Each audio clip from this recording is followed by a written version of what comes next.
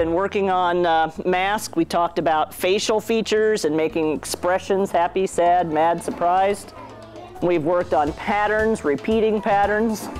And now we're ready for that final touch. We're ready to put the hair on your mask. Susan plays a role as our fine arts teacher, and she's in our building 2 days a week. She services all students for art class once a week for either 45 minutes or 60 minutes a day. One thing about Susan is that she has a lot of experience. She's very knowledgeable in the art field, and she does a great job of using themes with her lessons.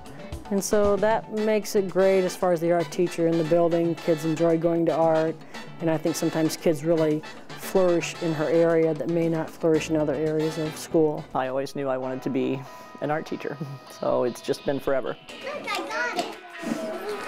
There you go, you did. It looks good. Special teachers see them a little differently than maybe classroom teachers do. Classroom teachers see them every day for a year, but I see them like once a week for 6 or 7 years. So I get to see them grow. I get to see them change. I get to see the light bulb go off, you know, which is really a cool thing to see. I think students really enjoy her and enjoy her, her talent and skills that she gives them. I know that in her room she displays their work often, and for children to see a product that they've finished over a course of maybe 3 or 4 lessons, then I think that's enjoyable because it shows that they've accomplished something. I think art is important just as much as reading or math or any of the other content areas. A child that maybe struggles with reading may be a great artist, and so they're able to show their talents and skills in art class. I think art is one of the most important parts, obviously, since I'm teaching it.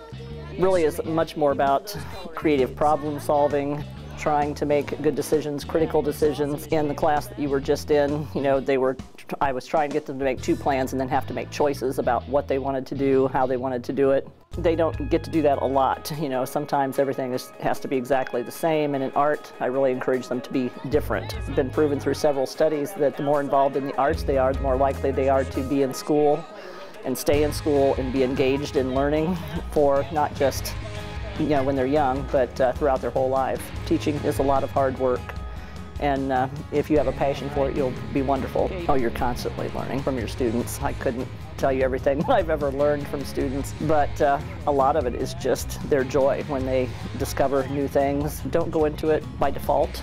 You know, if you have a passion for it, go for it.